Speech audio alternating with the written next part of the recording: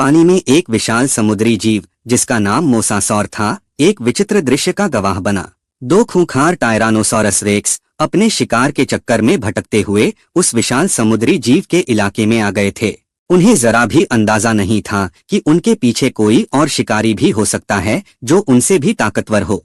जैसे जैसे वे गहरे पानी की ओर बढ़ते गए, अचानक एक विशाल छाया उनके सामने प्रकट हुई। यह कोई साधारण जीव नहीं बल्कि 13 मीटर लंबा एक पूर्ण वयस्क मोसासौर था, जिसकी 2 मीटर की चौड़ी जबड़े ने ही उसकी शक्ति का परिचय दे दिया था। टायरानोसॉरस ने खुद को पानी के भीतर असहाय महसूस किया, क्योंकि वह स्थलीय शिकारी था और पानी में उसे उतनी चालाकी से नहीं लड़ा सकता था। लेकिन टायरानोसॉरस ने हार मानने के बजाय तुरंत पलटवार करने की कोशिश की। उसने अपने ताकतवर जबड़े से मोसासौर पर हमला किया, लेकिन मोसासौर पानी में बेहद फुर्तीला था। उसने इस हमले को चकमा देकर बच लिया और जल्दी से गहरे पानी में छिप गया। जैसे ही टायरानोसॉरस ने राहत की सांस ली, मोसासौर एक झटके में पानी के अंदर से निकल आया और अपनी तेज दांतों से टायरानोसॉरस के गले पर वार कर दिया। मोसासौर के 12 इंच लंबे दांतों ने टायरानोसॉरस की मोटी खाल को कुछ ही पलों में चीर दिया।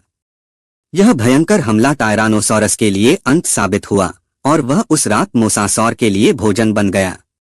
ऐसा ही एक और दृश्य हुआ जब एक मादा टीरेक्स जो अपने छोटे बच्चों के साथ समुद्र पार करने की कोशिश कर रही थी, पानी में एक युवा मोसासॉरस का सामना कर बैठी।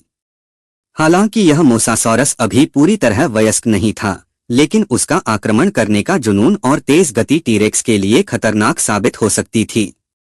मादा टीरेक्स ने अपने बच्चों को बचाने के लिए पानी से बाहर निकलने की कोशिश की, लेकिन युवा मोसासॉरस ने उसका पीछा करना जारी रखा। उसका लक्ष्य था शिकार को खत्म करना। पानी के भीतर की इस खौफनाक लड़ाई में मोसासॉरस एक ऐसा शिकारी था जिसे हराना लगभग नामुमकिन था।